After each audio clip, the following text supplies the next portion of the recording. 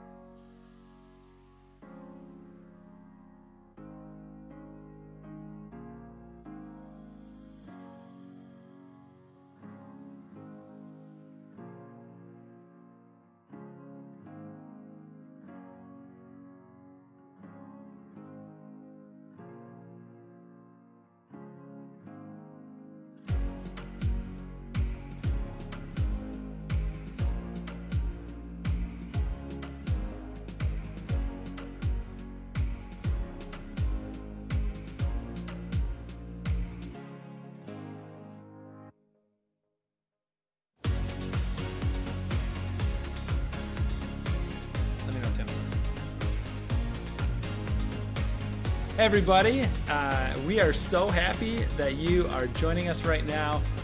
We're sitting down today with Nancy Crumley, the Executive Director at the Green Apple Pantry just up the road. And the Green Apple Pantry has been a close ministry partner of Encounter since we moved into the building. When we purchased this building and started renovating it, we knew that we wanted to live out this value that we love where we live.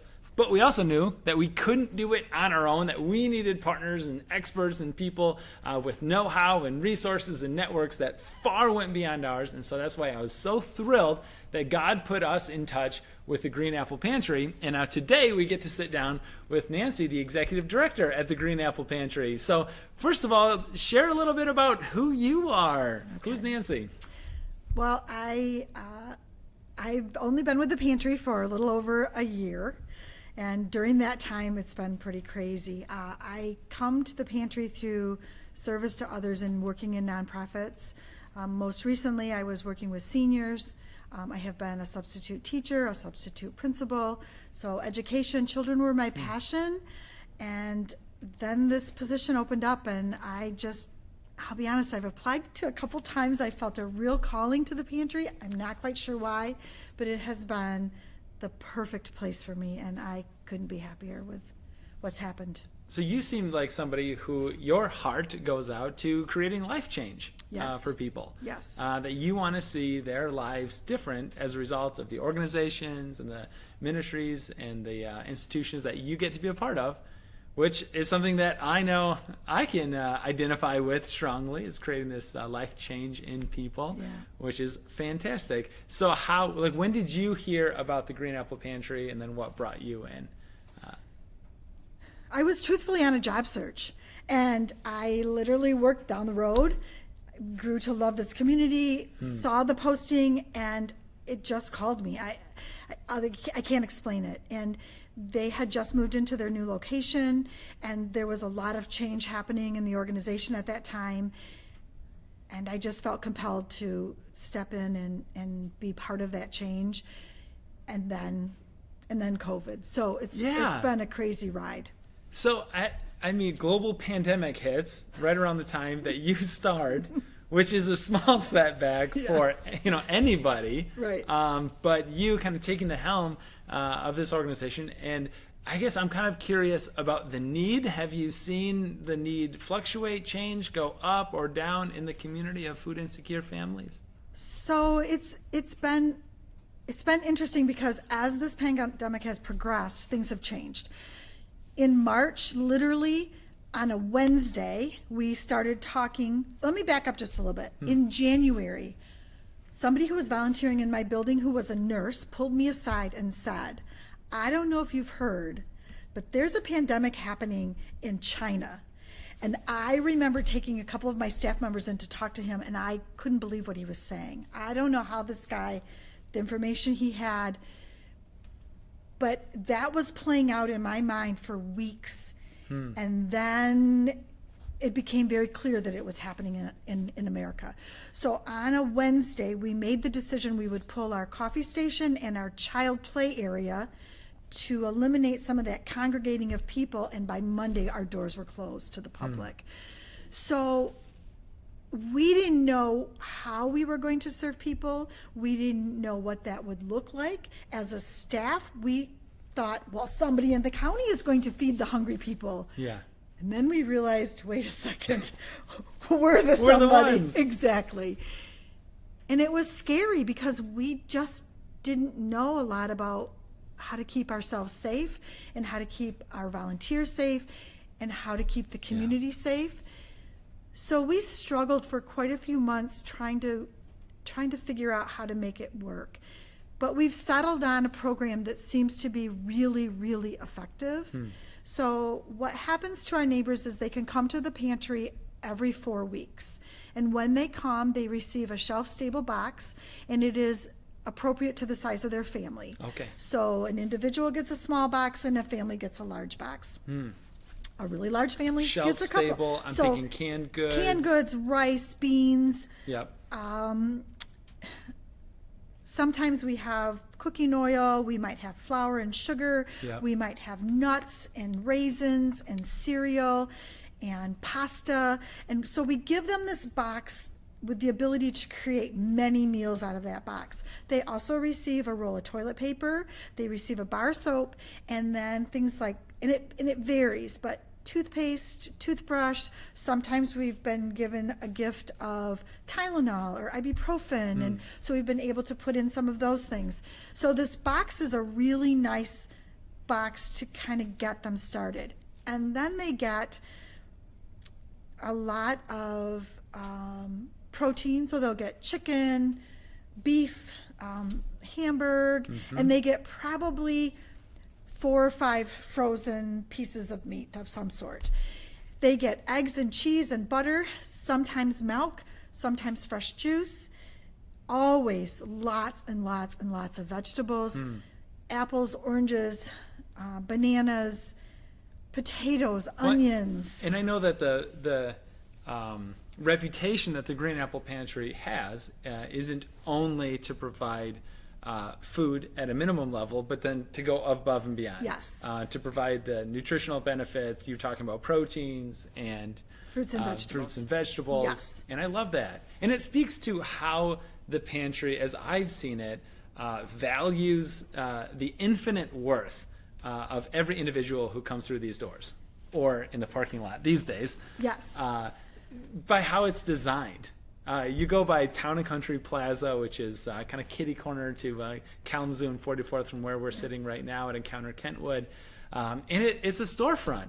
It is a storefront. It's a sharp looking storefront that and I think it honors everybody who comes through that door. Is to say, you have people that care about you and want to see God's best in your life. And the other piece of this is Kentwood is very culturally diverse. So we try very hard to have things like beans and rice and make sure that we offer some of those options. We have a huge community that doesn't eat pork. And we are very conscious of that. And we know those people. So we'll say to them, no pork, right? So we try to be very, very aware of the nutritional needs of the community. One of the things that happened this year, and it's really interesting, we received a phone call from Coca-Cola, and they said, if you would like, we have some product we'd like to give to you. And I remember talking to my pantry manager, Yoli, and saying, man, this really goes against our belief of only highly nutritional foods. But Coke was really honest. If we can't find a home for this, it's going to be thrown away. Sure. And we said, you know what? Our families, they want soda like everybody wants soda. And if we can provide them soda, then maybe they can take some of their additional money and purchase something that's very much what their nutritional needs. So it is not something that we did in the past, but during this pandemic, things have changed, and we are changing with the pandemic. Well, let's talk about the change in the pandemic a little bit, because it's my understanding that the pantry has not stopped services, right? No. Volunteering has changed at the pantry. A lot of things have changed. So maybe walk us through a little bit what's changed, but what remains at the heart of actions that you are committed to doing no matter what. Okay, so volunteering has changed. We are a staff of 5, and we had 2 episodes of COVID in our building, and we were very, very lucky that it didn't spread. So we had to really evaluate how we could function with such a small staff, making sure that we kept everybody safe. So we decided that we were going to, for a while this summer, we worked like a team would work. The A team would work one week and the B team would work the next, and we'd work from home. And then in September, we said, you know what, let's all come back together and we will work together, keeping us as safe as possible. So we usually have a couple of volunteers in the building, and we put out a call for volunteers who were willing to really step up and give us like 6 hours in a time, because we had lots of volunteers that maybe would come in for an hour or 2 hours, and we loved that. But our needs had changed because we needed to keep our staff safe and our volunteers safe as well. So we decided that we were going to have a few volunteers that could lift heavy boxes, because imagine a box that is filled with shelf-stable things like rice and beans and canned goods is very heavy. I'm going to guess most of those boxes probably weigh about 40 pounds.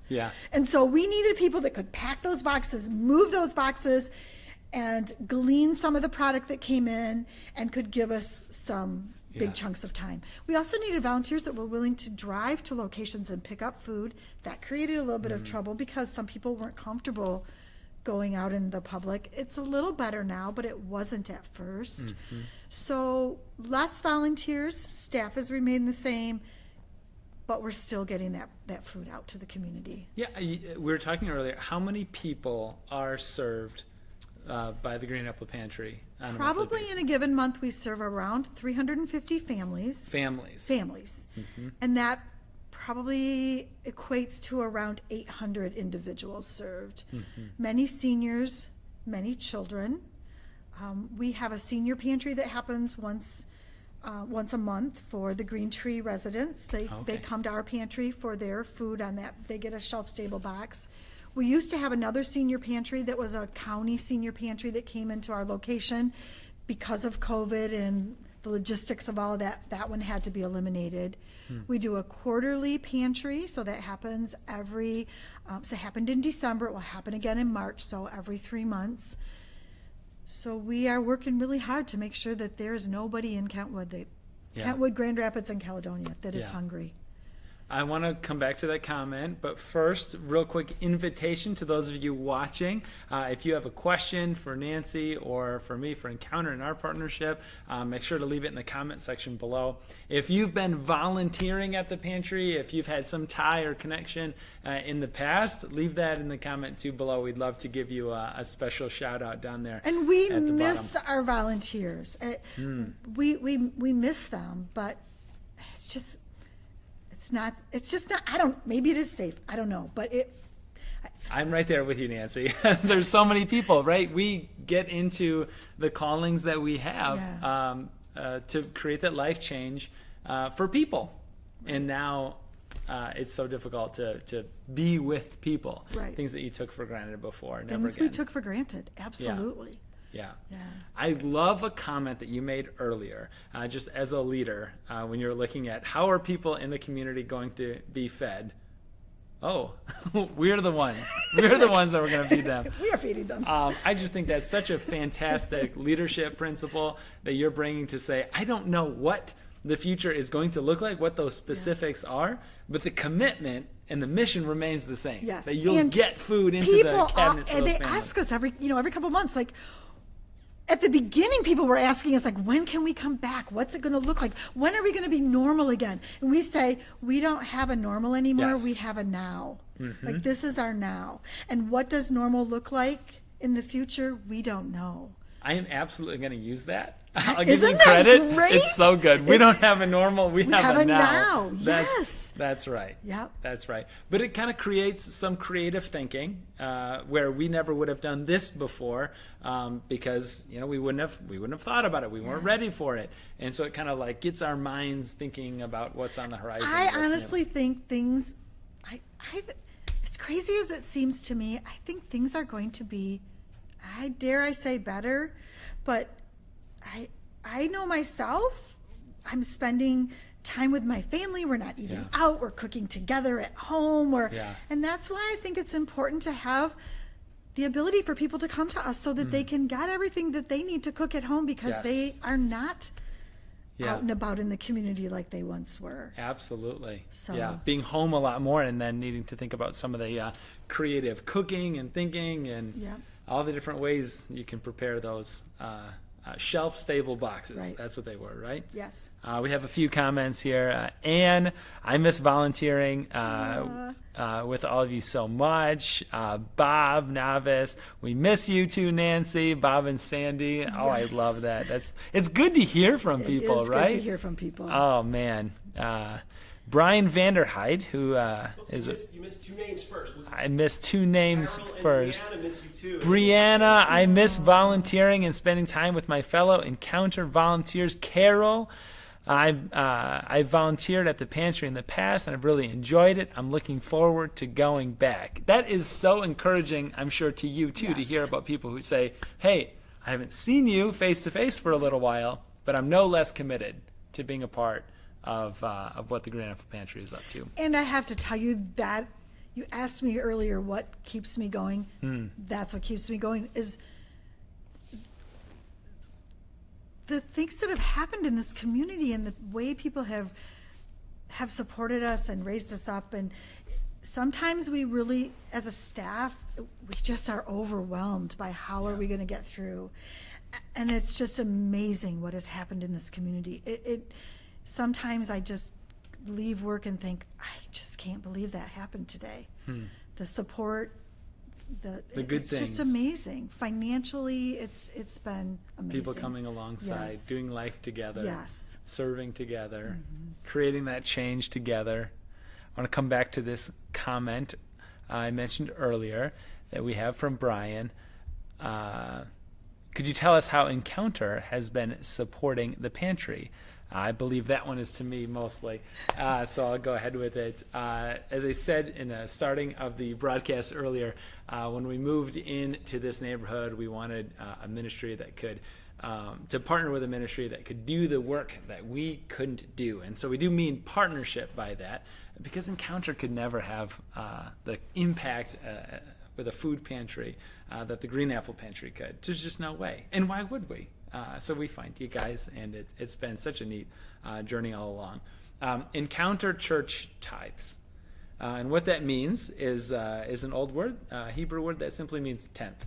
And how we've applied that at this church is to say we take 10 cents of every dollar that's given to us, and we send it out of these four walls, out into the community to do causes that Jesus would get behind, like taking care of people, like feeding the hungry. And we've done that since we moved into this building several years ago with the pantry, and that commitment has only grown over the years.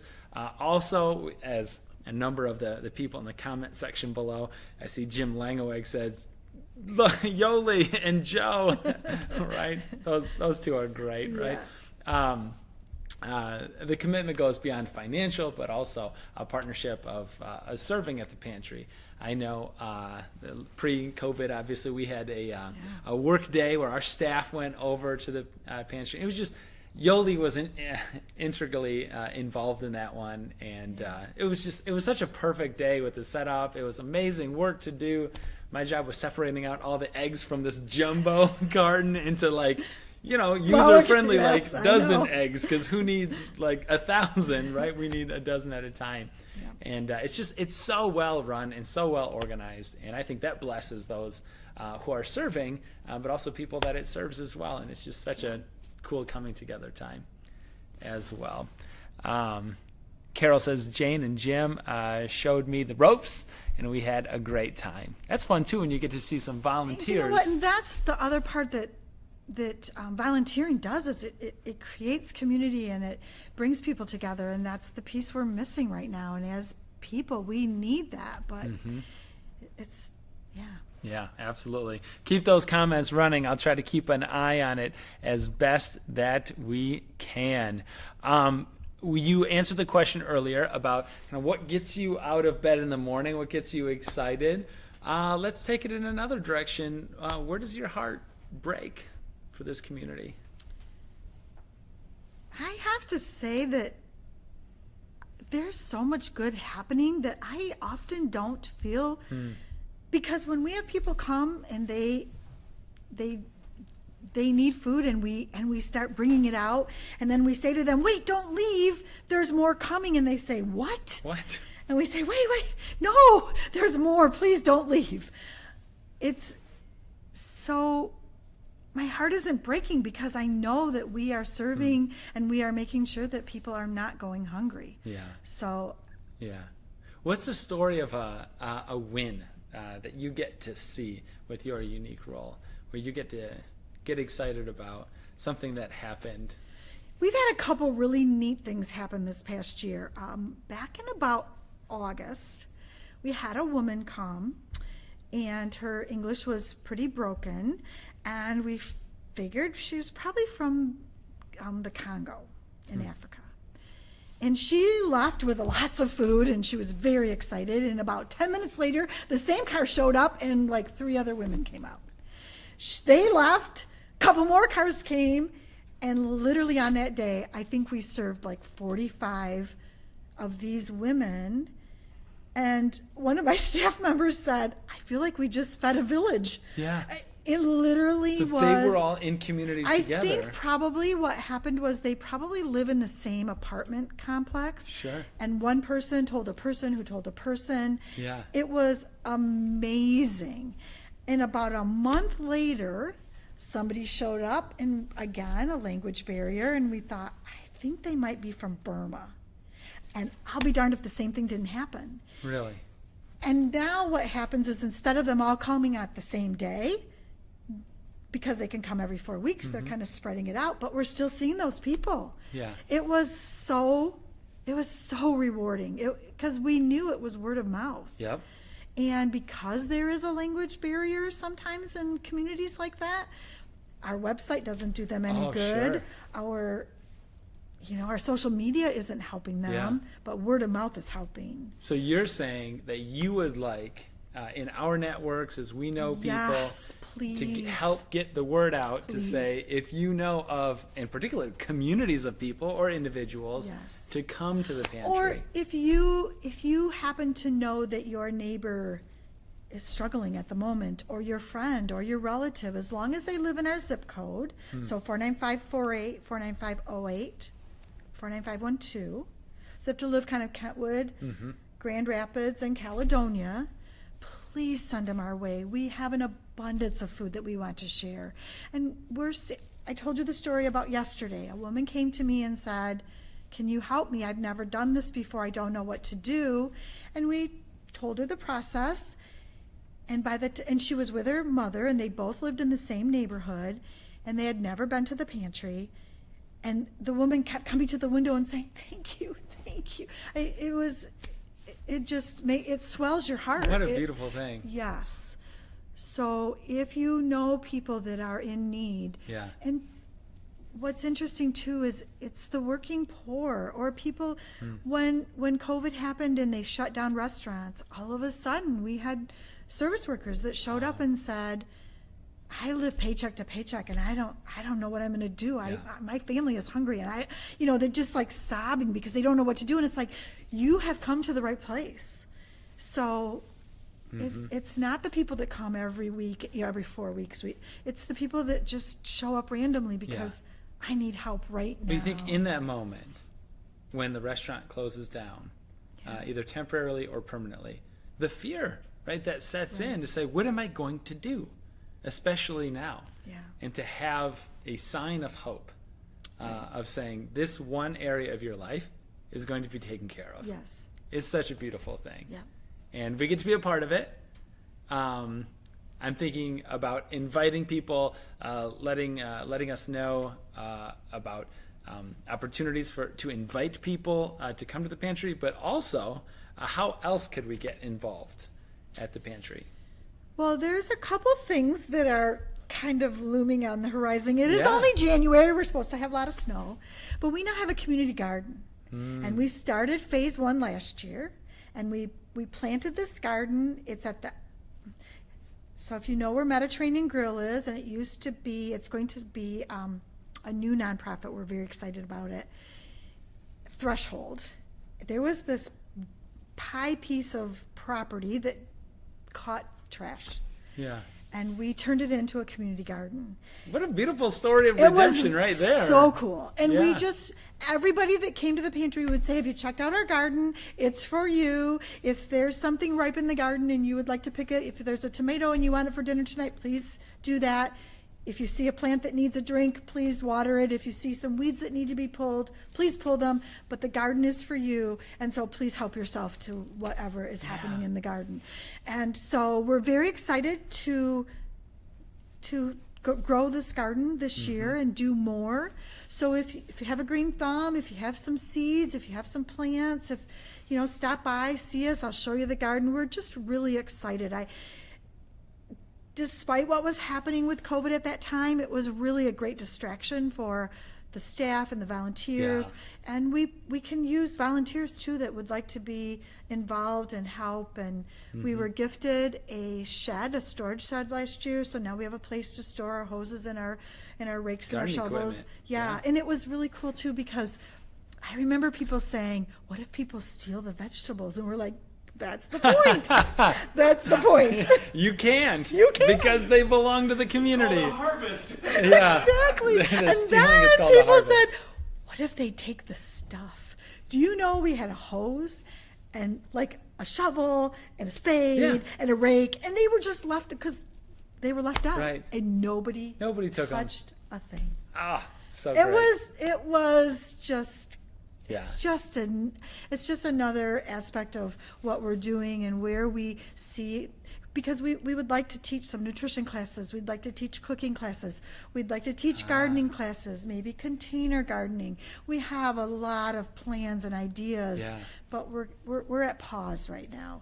But it won't last forever. And But somebody could get a hold of you or somebody else at Yes. the Green Apple Pantry and Yes. say, I can teach a cooking class, I can teach some gardening, I Yes. can separate eggs out, Yes. put me on the list. Yes. As soon as we can get back to it, Right. I want to get back to it. And last year, the garden became the place where volunteers could be because they were outside and they were working independently, and our volunteers felt very safe. Yeah. And we anticipate that happening again Yeah. this year, so that Before we go, I want to drop in on really one of the events that preceded this conversation. Sure. That I saw on social media, and a few people tagged me in it as well to make sure I wouldn't miss it. But the Green Apple Pantry put out a call and saying one of these big rooftop units, two of them. I wasn't aware of that. Okay. We're going on the fritz. Yeah. It's, I came across, it's January, and I hear, no heating heat. loss. I know. Right? Like, there was no heat. It was 50 in the building. We worked that way for a couple of weeks. So. this is not okay. And so you put out the call. You had someone donate one We of did. these monster units? They donated two. Two of so them. I'd like to put a plug in for Williams Distributing. So cool. Put the word out, and they said, let me do I'll figure out what we can do. And they donated both units. Oh. I think the units were about $5,000 a piece. Yeah. It was huge. Last summer, our air conditioner wasn't working, and we found out that we were blowing fuses and our units weren't working. So we had someone come out, and they realized that one of them was leaking, Something. yeah, so they shut it down.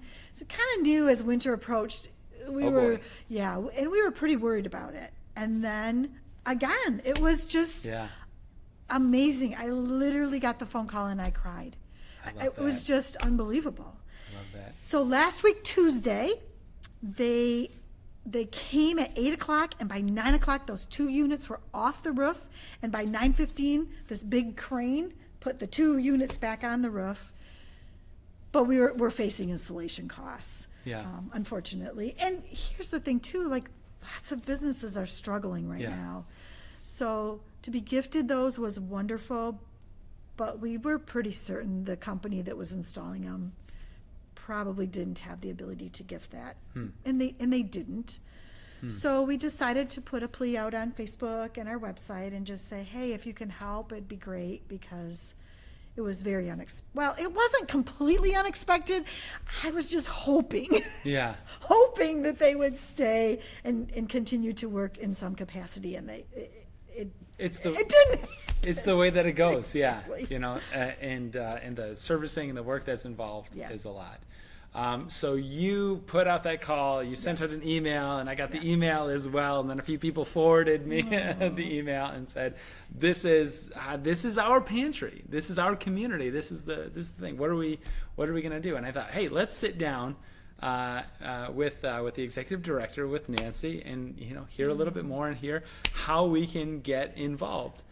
I do want to confess to you a little, though, that I brought you under somewhat false pretenses, because we talked about how we're going to remind our community about the partnership Yeah. of the pantry, and then ask for some assistance and a plea for coming alongside to help get those units fully and finally installed. Not exactly the plan, because we have what we call Love Where We Live grants. It's money that we had set aside to in case of events like this. This comes from our community members, the partners here at Encounter Church who faithfully give.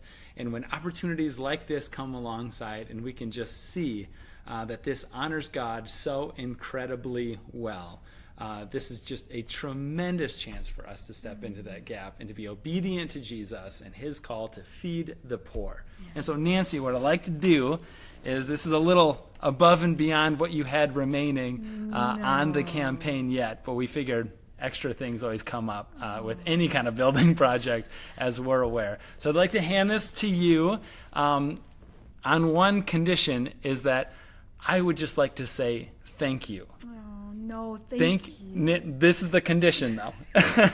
Thank you for allowing Encounter Church to exercise the obedience to God when he says to feed the poor. We could never do that without your work and the work of Yoli, we have to call her out by name, and the rest of your staff and your volunteers and the community members and everybody who say yes to those nudges on their heart. Thank you so much. Oh. Do Wonderful I look thing. at it? Yeah, sure, absolutely. Oh, man. It's a cool thing. We sure love to be in partners in ministry together. Thank you.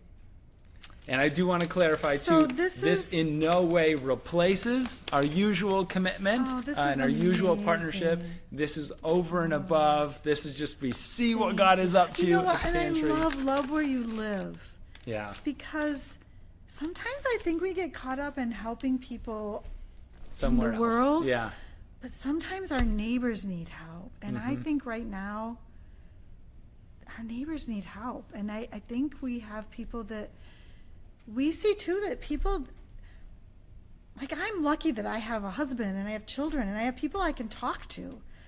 Some of our neighbors don't. And coming to the pantry might be their only chance to have conversation. And we had a lot of community that happened in that building. And it's, again, been paused. So for us to be able to still reach those people and even have, open the door, step outside, have a conversation, it might be their only interaction for the entire week. I sometimes don't think it's not just feeding your stomach, it's feeding your soul. Oh. And so, yeah, that's a great word. yeah. Thank you again for the Thank partnership. Thank you for your you. wisdom, not just feeding their stomach, feeding our souls, our neighbors, our community. Yeah. We're all in this together, And doing life please, together. if anybody knows of anybody that is in need, please send them to us. We would love to serve them. Awesome. Thanks so much Thank for being you. here. And thank you for tuning in tonight. We'll see you next time.